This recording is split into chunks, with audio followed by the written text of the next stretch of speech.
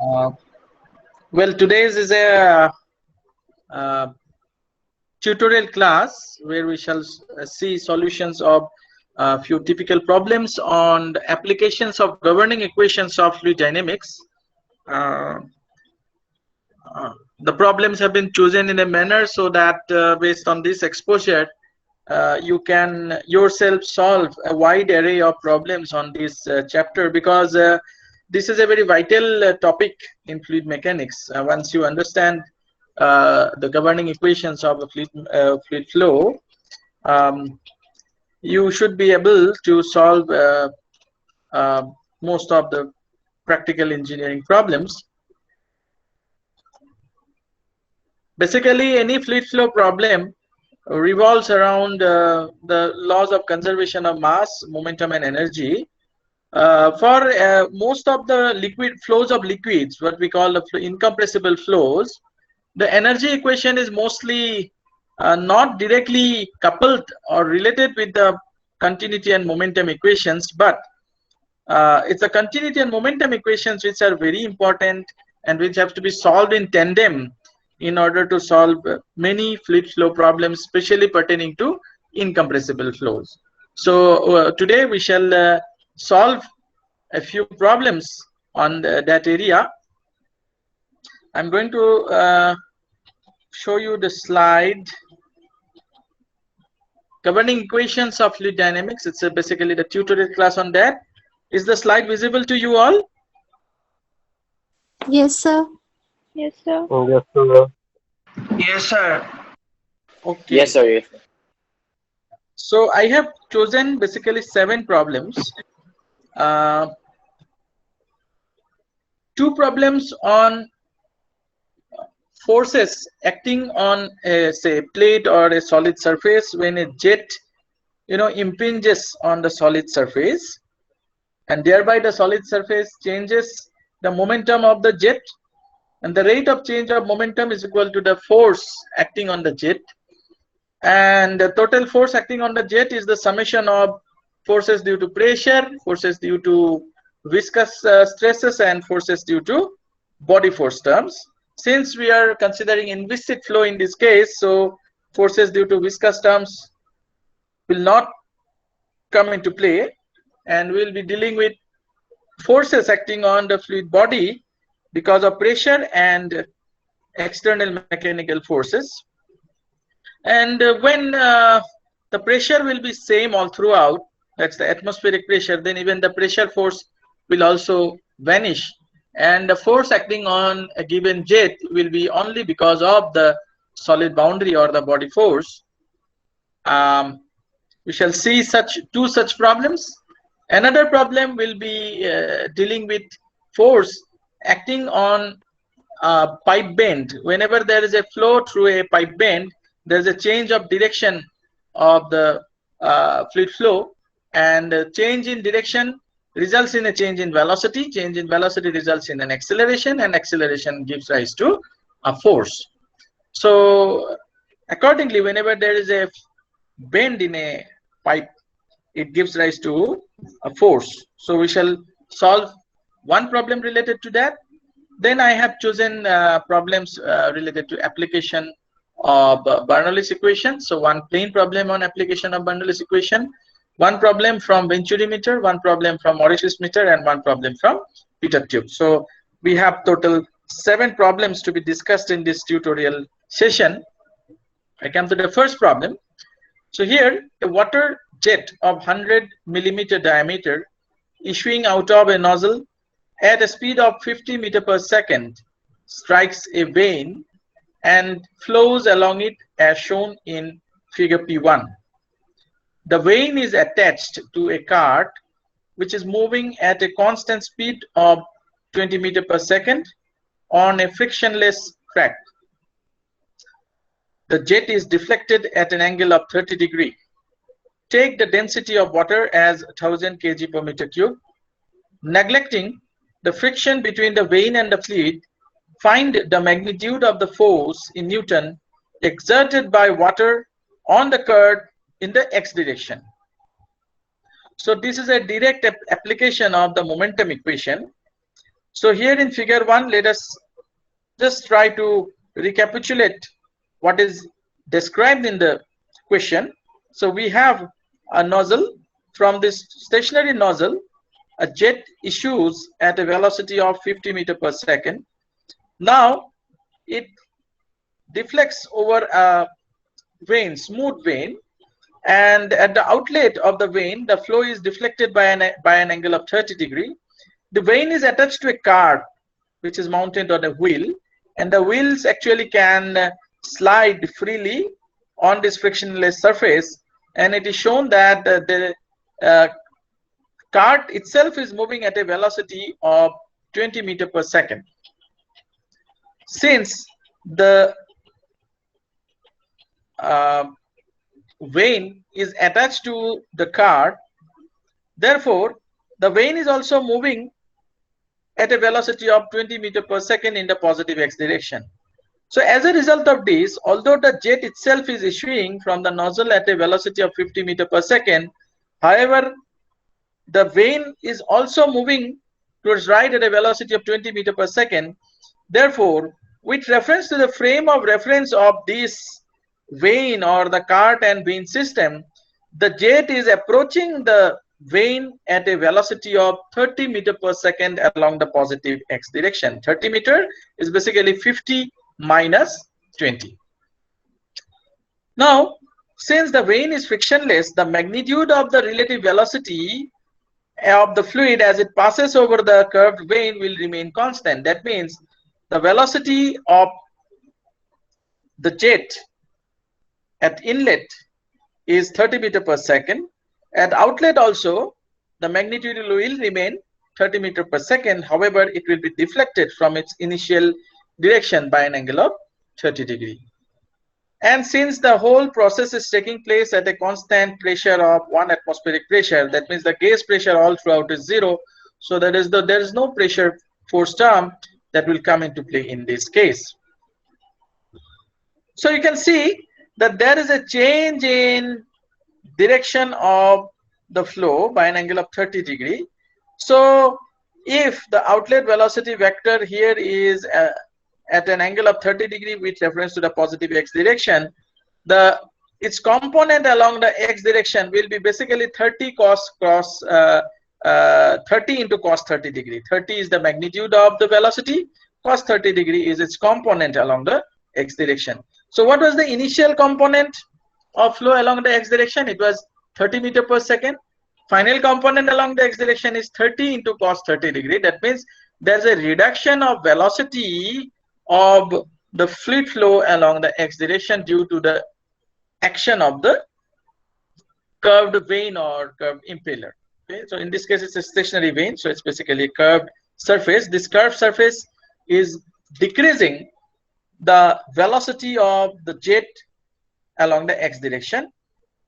So that means it is imparting a force along the negative x direction on the jet. Okay, by Newton's third law of motion, the jet will exert an equal and opposite force on the vein. As a result of this vein will try to accelerate along the x direction, because there is a deceleration of the water jet caused by the vein. This deceleration is giving rise to a force on the water jet in the negative x direction. By Newton's third law of motion, an equal and opposite force acts on the vein by the jet in the positive x direction. Now we note down the given data. So the diameter of the jet is 0.1 meter. Velocity of water jet is 50 meters per second. Speed of the cart itself, that is the frame of reference of the whole system, is 20 meters per second. The angle of deflection is 30 degree. Density of water is 1000 kg per meter cube. Now therefore the initial velocity of water jet relative to the cart is given by initial velocity along the x direction, because there is the flow initially is parallel to x direction. So the absolute velocity and its component along the x direction. Similarly, the relative velocity along the x direction and its component along the x direction will remain same. So we call this as say v1 is equal to v1 along the x direction, which is nothing but 50 minus 20 meter per second, that is 30 meter per second. Now since the flow is inviscid, hence the speed of the jet relative to the moving vane will remain the same, as I have already mentioned, and hence its magnitude of velocity, that is the speed relative to the vane, will remain 30 meter per second. However, at the outlet the jet is deflected by an angle of 30 degree. Therefore, the final velocity of the water jet in the x direction at the outlet, that will be v2 along the x direction, that will be 30 into cos of 30 degree. 30 along the flow direction, its component along the x direction will be 30 multiplied by cos of 30 degree. So which is 25.98 meter per second. Hence, the force exerted by water on the jet or water jet on the cart along the x direction, it is negative of the force exerted by the cart on the water jet. What is the force exerted by the cart on the water jet? It is rho q into v2x minus v1x. By Newton's third law of motion, the force exerted by water jet on the cart will be negative of that. So it will be v2x minus v1x. The sign will get reversed. So that's how we get fx equal to rho q into v1x minus v2x, where q is the discharge. So discharge relative to the cart will be the area of the jet, which is nothing but pi by 4 into d square, where d is the diameter of the jet, multiplied by velocity of the jet relative to the cart. So velocity of the jet relative to the cart was 30 meter per second. So your discharge will be pi into diameter converted into meter from millimeter. So it will be 0.1. So diameter square will be 0.1 square divided by 4 multiplied by velocity relative to the cart and multiplied by the change in velocity along the x direction, which is 30 minus 25.98 Newton. So we will get the answer. Actually, it should be 947.19 Newton. Okay.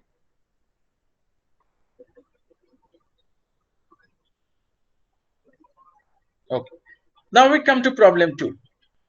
Here, a jet of water 20 millimeter and velocity 6 millimeter per second coming out of a water tank standing on a frictionless cart hits a vane and gets deflected at an angle of 45 degree as shown in figure P2. The density of water is 1000 kg per meter cube. Neglect all minor and viscous losses. If the cart remains stationary, find the magnitude of tension in the supporting string connected to the wall in Newton. So here is a pictorial depiction of the problem statement. We can see that this is the tank. There is an opening in the tank having a diameter of 20 mm, and accordingly a jet issues from this tank at a velocity of 6 meter per second. So what will be the discharge? Discharge will be pi by 4 into this d naught square multiplied by this velocity 6. So this will be the discharge. Also, when the jet will issue out of this opening, that means initial velocity before coming out of the tank, initial velocity of the jet was 0. And when it came out, it attained a velocity of 6 meter per second. So that means there is a change of velocity of the water as it comes out of the tank from 0 meter per second to 6 meter per second. And that means the tank is, you can say, exerting a force on the jet along the x direction equal to the rate of change of momentum of the jet. By Newton's third law of motion, an equal and opposite thrust force or reaction force will be exerted by the jet on the tank.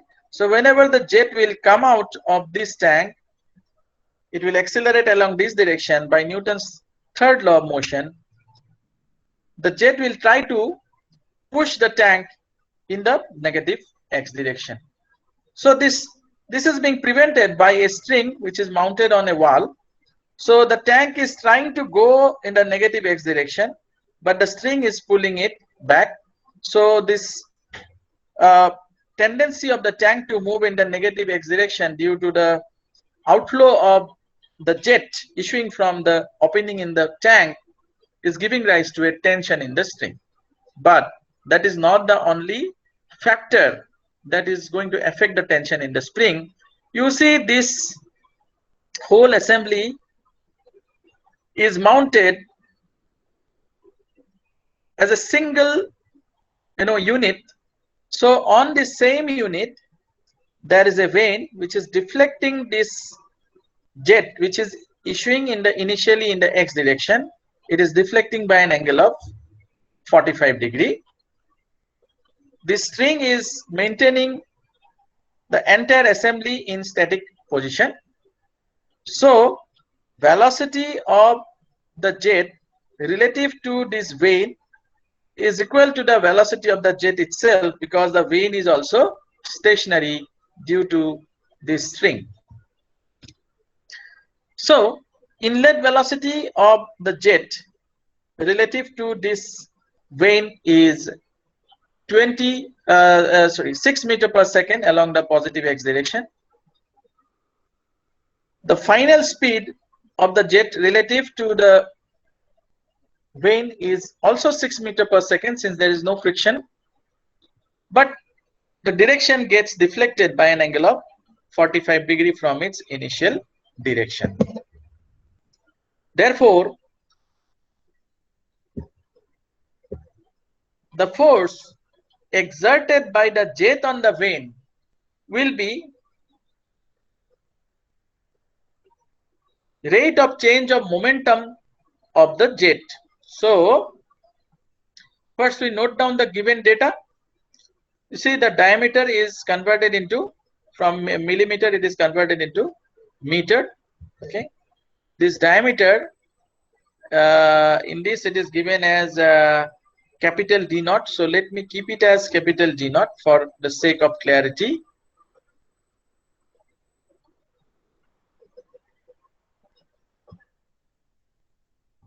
Okay.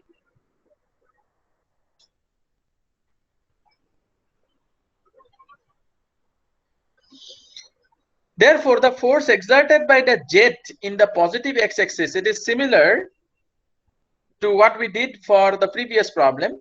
The force exerted by the vane on the jet is mass flow rate of the jet multiplied by final velocity of the jet along the x direction minus initial velocity of the jet along the x direction by Newton's third law of motion.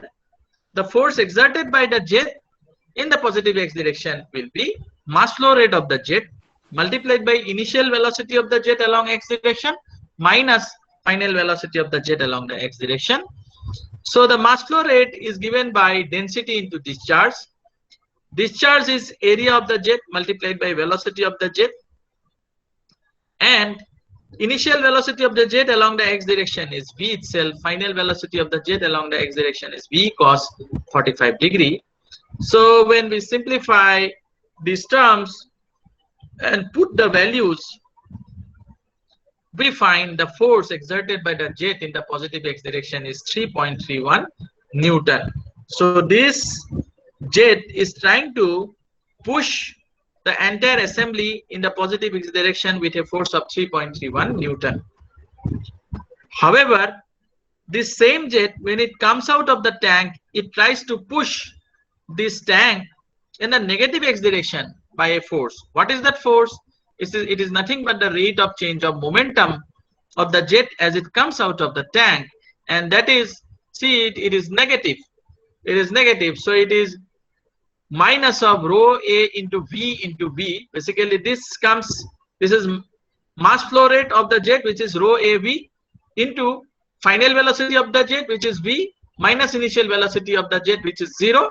So it becomes minus of rho into A into V square. So we get this as minus 11.31 Newton. So we see two contradicting effects of the jet. One effect is a reaction force acting on the tank in the negative x direction. Another effect is a reaction force of the jet acting on the vane along the positive x direction. So there is a resultant force in the negative x direction, which is 11.31 minus 3.31. So there is a resultant force which is trying to push this entire assembly towards the negative direction with a force of 11.31 minus 3.31 Newton, which is equal to 8 Newton.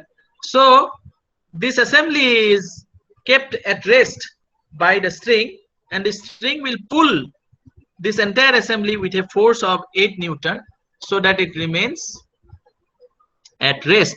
So therefore the tension on the string will be 8 Newton. Okay.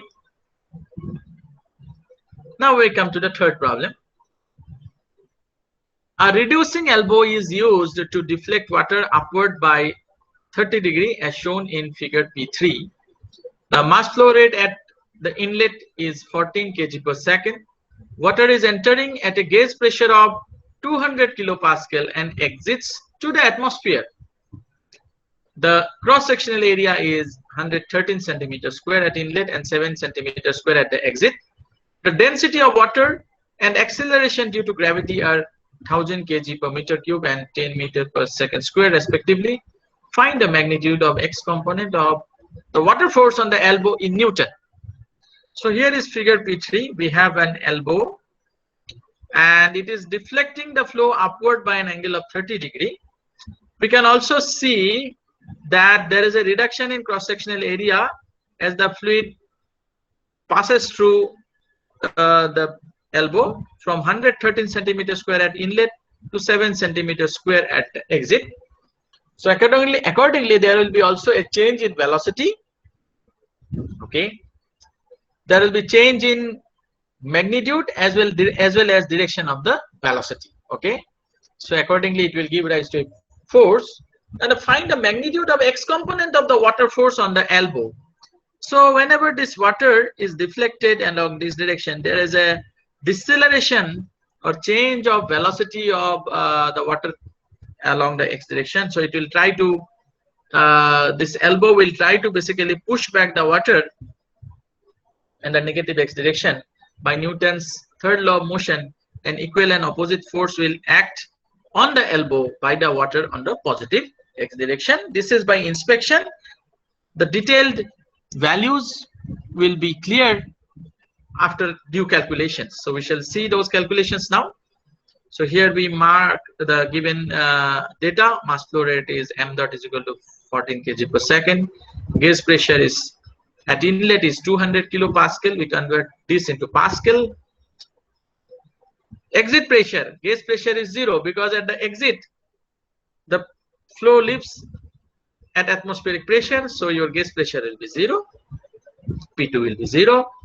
Cross-sectional area at inlet converted into meter square. Cross-sectional area at outlet converted into meter square. Density of water is given as 1000 kg per meter cube. Now mass flow rate is given by density into area at inlet into velocity at inlet. It is also equal to density into area at outlet into velocity at outlet. And since density is constant, so we get A1 B1 equal to A2 B2. This is nothing but the continuity equation for an incompressible flow.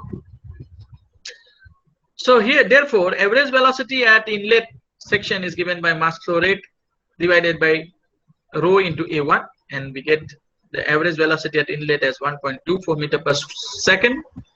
Average velocity at outlet similarly we get as 20 meter per second. This is the speed.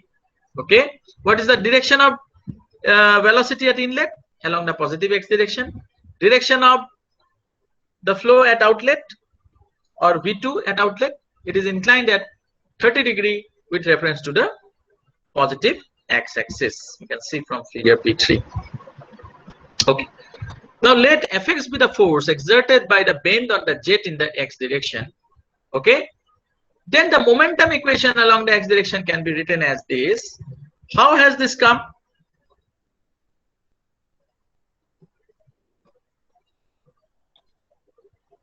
If you remember the last class, equation 6, basically this is the integral form of momentum equation for an inviscid flow.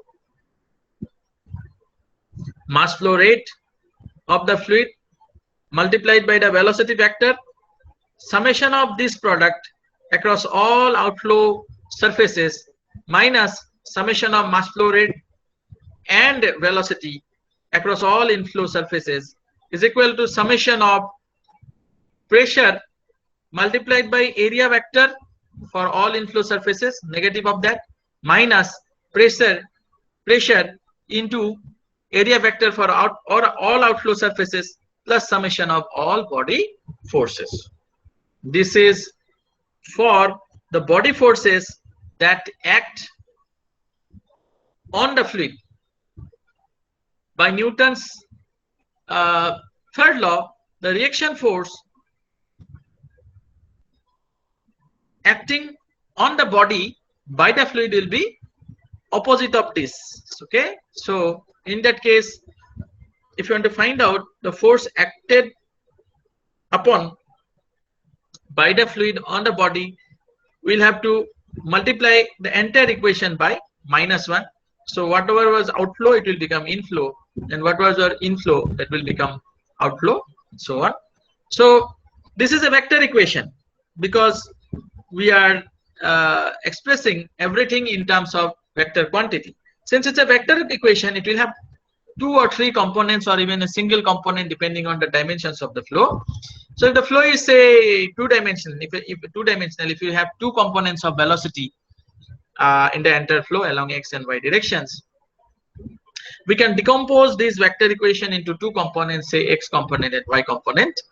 Then the x momentum equation will be m dot into velocity vector component along x direction for all outflow surfaces minus m dot into velocity vector along the x direction for all inflow surfaces is equal to minus of summation over all inflow surfaces pressure multiplied by x component of the surface vector along x direction for all inflow surfaces minus summation over all outflow surfaces pressure multiplied by x component of the surface vector along the all outflow surfaces and plus summation of all body forces along the x direction. So that is what is written. So since in this case there is only one outflow surface and only one inflow surface, so left hand side will be simply m dot into velocity along the x direction at outlet, which will be v2 into cos 30 degree minus velocity along the x direction at inlet, which is v1. This is equal to, now we can see, minus of p into s for the inflow surface. Okay, let me elaborate this.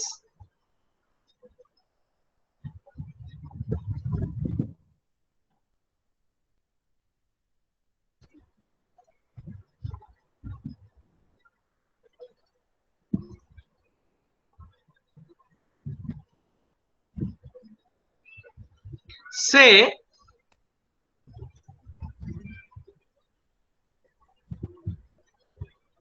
this is my bend.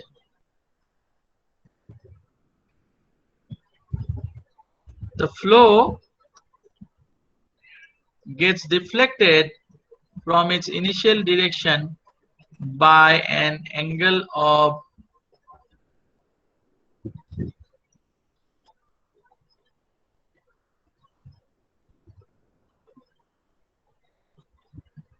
30 degree. Initial velocity is v1 along the x direction. Whenever we represent any flow, we should also show the directions of our frame of reference, say x and y. Okay. Now this is my inlet surface. Say inlet section, we represent it by section 1, 1. outlet section is represented by section 2 2.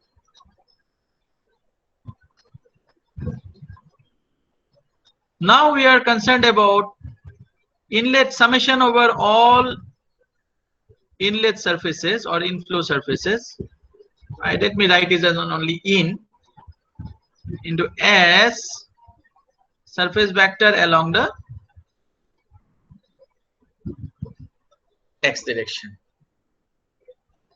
This is equal to simply minus of P1, because there is only one inflow surface, that is section 1, their pressure is P1, into surface vector at section 1 and its component along the x direction. Okay, this is equal to minus of P1. If you see, say if I zoom in this portion, see this is my inflow surface, section 1 1. We all know where is my control volume. Control volume is in this side, this side. Okay, this side is the control volume. We know that the normal vector to a control surface is normal to the surface and it should point outward from the control volume.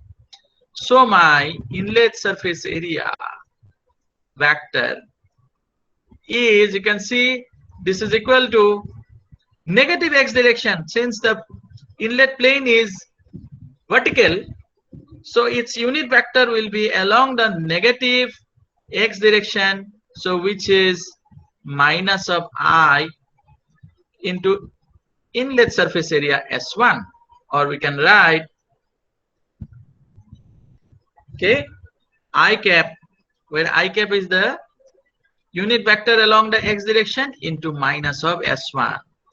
This means we can say the x component of area vector at inlet, this is equal to minus of S1. So we put this value over here and we write minus P1 into S1 or A1, whatever you can write. You can represent either S1 or A1 to represent the magnitude of the area. So minus minus will become plus. So that's how you'll get, it will be equal to P1 S1, or you can also write P1 A1, right? Okay. Likewise,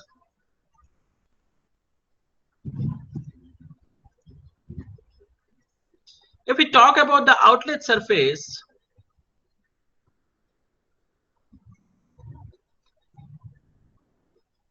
this is my area vector at outlet, because normal to the outlet surface pointing outward from the control volume, and it is at an angle of 30 degree. So we'll basically have its component along the x direction, we'll get as see, it will have a positive component. See, its component along positive x direction will be positive only. So this is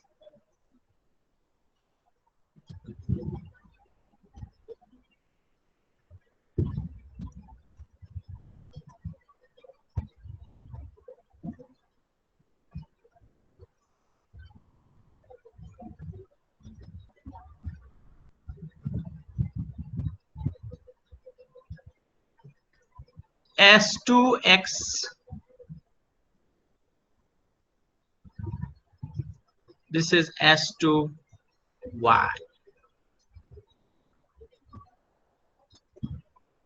Okay, and So what will be the pressure? What is the force due to pressure? Force due to pressure. Pressure acting here is P2. Okay. Okay. Multiplied by the area A2. Okay. Or S2 into its component along the x direction. So it will be cos of 30 degree.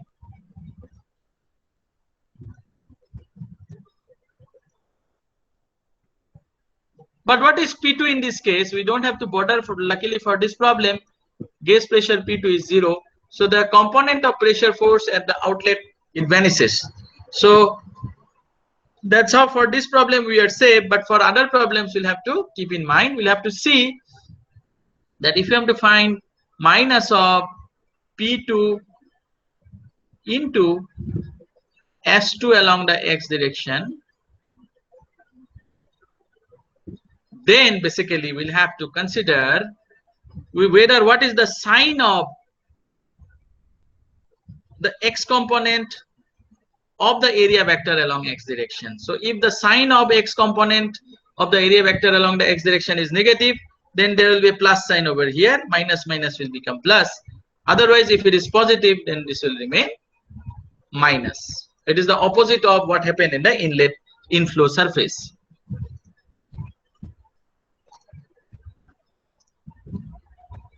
Now,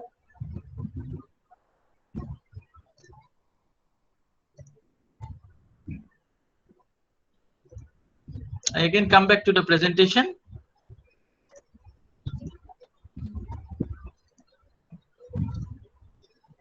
Okay. So we have found out V1 and V2, and then we have applied the momentum equation. That's how you see P1A1 minus sign has vanished, minus P2A2 cos 30 degree has come, because is the x component of the pressure force at the outlet.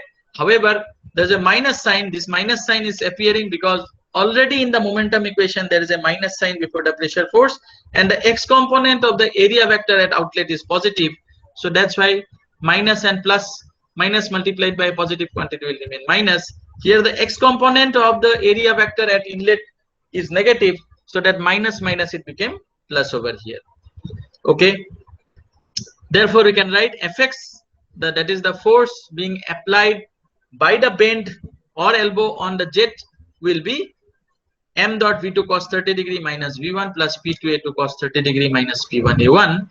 And when we substitute the values, see that there will be no term corresponding to P2A2 cos 30 degree, since P2 is equal to 0. When we substitute the values of P1 and A1 in SI unit, and we find the force acting on the fluid by the bend by Newton's third law of motion.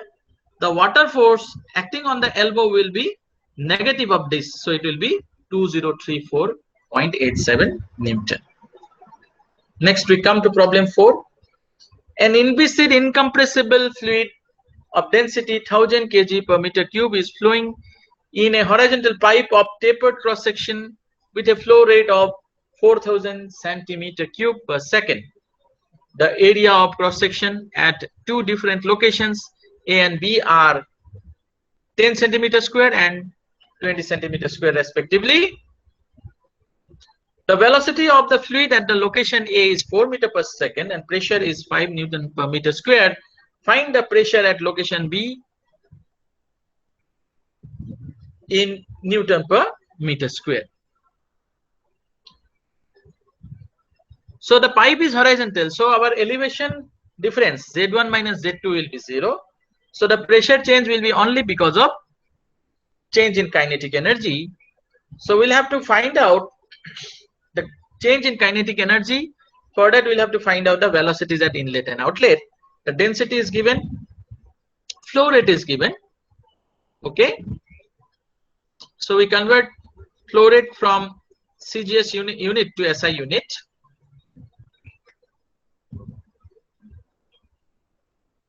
Areas also converted into SI unit. Velocity at inlet is given. At outlet we have to find out. Pressure at inlet is given.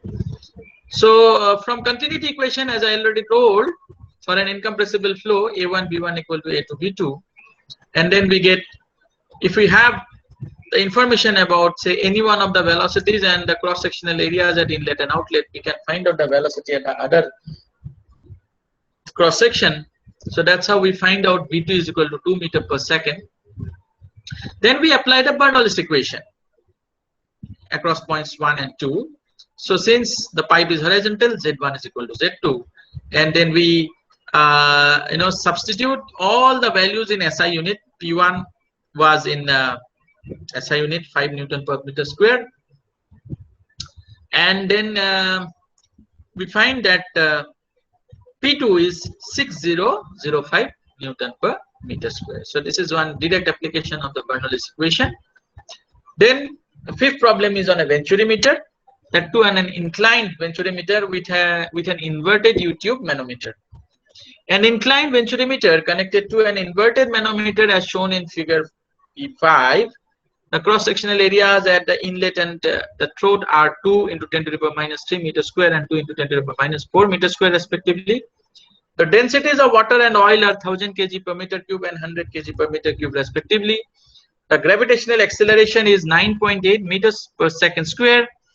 If the discharge of water through the venturimeter is 5 into 10 to the power minus 4 meter cube per second, neglecting viscous effects and assuming uniform velocities across the inlet and throat, find the manometer reading H in millimeter.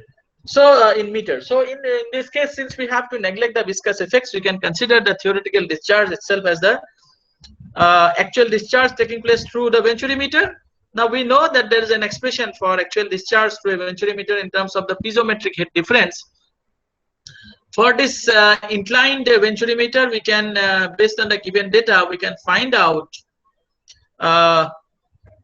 the expression for piezometric head difference, which is summation of pressure head and elevation head at inlet minus summation of pressure head and elevation at outlet of the venturimeter. Inlet is the bigger cross-sectional area. Outlet, that means we are considering the throat of the venturimeter. Now, since the discharge and areas are given, we can find out the velocities at inlet and outlet, or velocities at inlet and throat of the venturimeter, that is V1 and V2. And when we substitute these values of V1 and V2 into this expression, we can find out the piezometric head difference. However, for piezometric head difference can also be expressed in terms of the manometric deflection for an inverted U-tube manometer by this expression, where H is the deflection of the manometer, rho naught is the density of the manometric fluid, which is in this case it is oil, rho W is the density of the working fluid, which is in this case it is water. So when we substitute these values, we get the deflection in the inverted U-tube manometer as 1.575 meter. Next problem again is an orifice meter.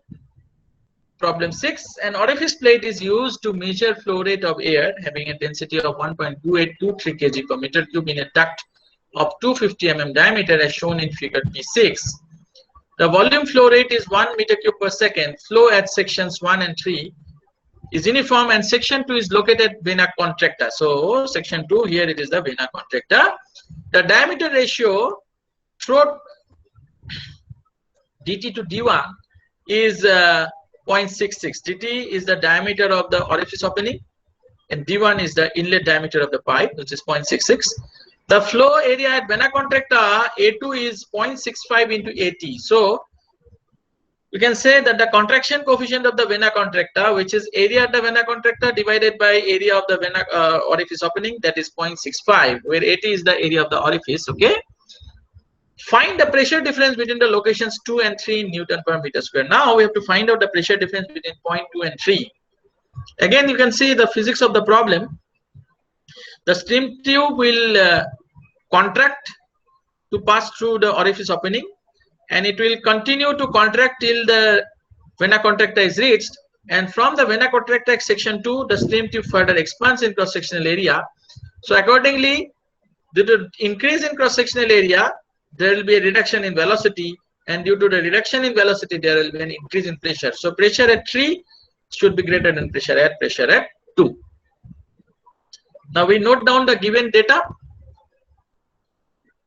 So in this case, since the discharge through sections 1, throat, vena contracta, and section 3 all is same, that is equal to 1 meter cube per second, and the area of cross section at inlet section, that is section 1, is equal to area of cross section at section 3.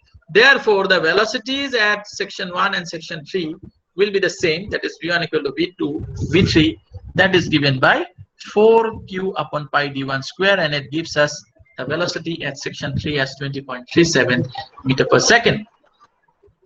Now again, from the continuity equation, we have that a1 v1 equal to at vt, where at is the area of the orifice opening, velocity is vt is the velocity at the orifice opening, and when we substitute for a1 and at, and we already know the diameters dt by d1 is already given, so we can find out the ratio of velocity at inlet section 1 to velocity at the orifice opening. Again, we can now apply the continuity equation between the orifice opening and the vena contracta. So a2 v2 equal to at vt, but a2 is equal to 0.65 at, so this at will get cancelled, and we get the velocity at the vena contracta is 71.94 meter per second. Now we can apply the Bernoulli's equation between vena contracta and section 3. So this is this equation. Then we find P3 minus P2. After substituting the values obtained, we get 2927.66 Pascal. The last problem on pitot tube. A pitot static tube is used to measure air velocity in a duct by neglecting losses. The density of air is 1.2 kg per meter cube.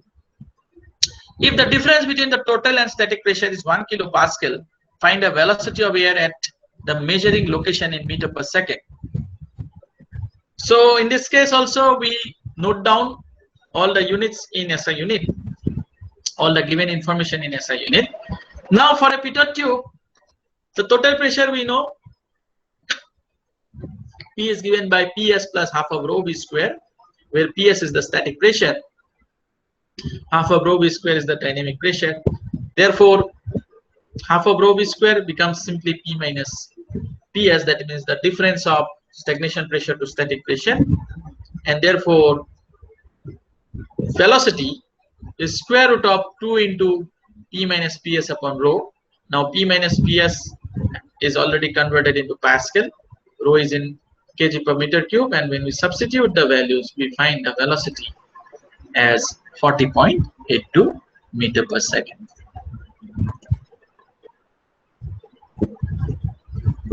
So that's all for today's class. Do you have anything to be explained? Do you need anything to be explained once again? Something is not clear?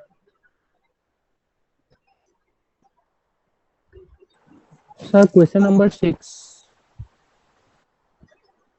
Question number 6. Okay. Okay. Is it visible? Okay.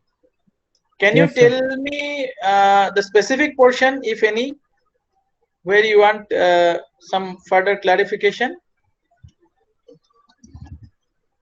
Section 2, sir. This one. Yeah. Sir, the section 2, what happens, sir? I don't know. Confused, sir. This one. This section. Section 2. 2, sir. Yes, sir. Okay. Okay. For this, I'll again go back to this paint interface where I'll try to, show you.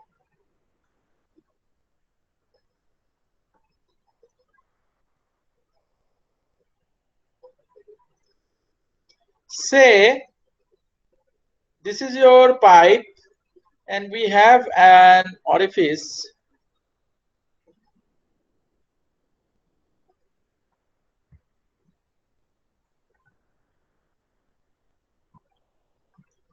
It's a small opening in a plate which is mounted perpendicular to the flow. So this is my inlet section, say.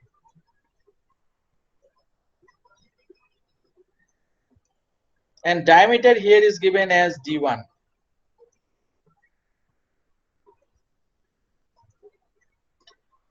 Now here this is given as dt. It is opening, orifice opening, diameter of the orifice opening. So if you consider the stream tube, the streamlines, they cannot suddenly contract from diameter d1 to diameter dt. So they will start contracting to lower cross-sectional area way ahead of the orifice opening. So the streamlines will converge like this.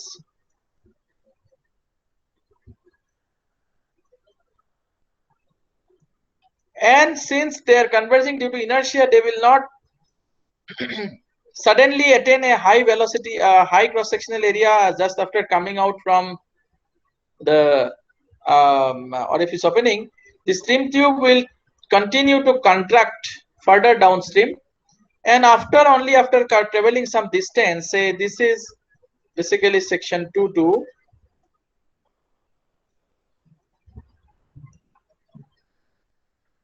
The stream tube further starts expanding to engulf the entire pipe cross section. These are the streamlines. Okay. In between this portion and this portion, where there is a contraction and then expansion, here there are vortices formed. That is not our concern in this case, but just for the physics of the problem I'm telling. Vertical structures are formed, eddies are formed. These eddies give rise to lot of losses in orifice meter. But in this case, we have to focus only on 4 sections. Section 1, then section through the orifice opening, section 2, and section 3.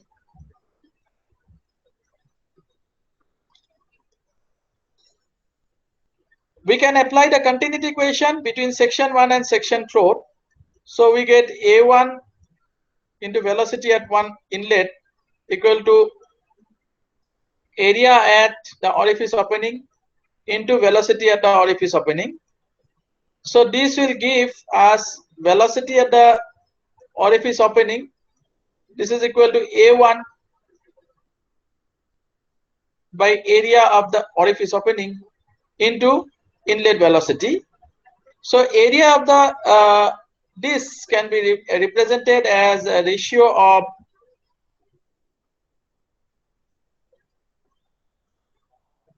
diameters squared dV1. It is already given that dt by d1 equal to, I think, 0.666 or 65, something is given. This data is given. Yeah, it is given as 66. So we can substitute this value over here, and then we can calculate what will be my velocity at the orifice opening. But the velocity at the orifice opening will not be same. It will not remain its constant value till it reaches the vena contracta, because the stream tube is further contracting. So there is a further decrease in cross-sectional area. That means whenever cross-sectional area decreases, velocity has to increase for an incompressible flow. So velocity at this section 2 will be further greater than velocity at the throat. So again we apply continuity equation between the orifice opening and the vena contracta. So we write AT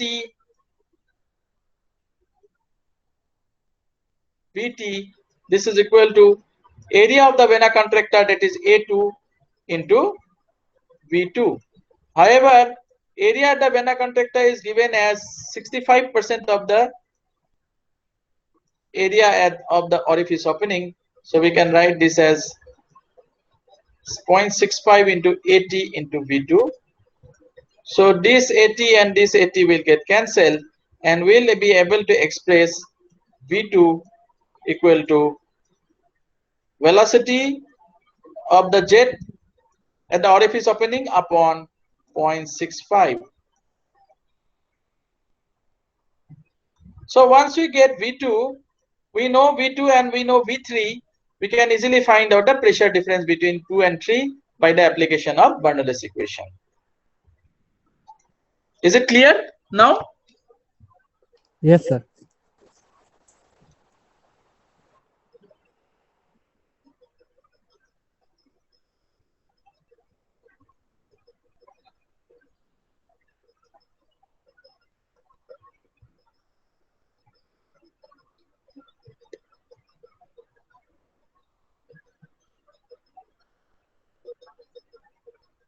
Is there any more query or question, or you need any more clarification or any other problem?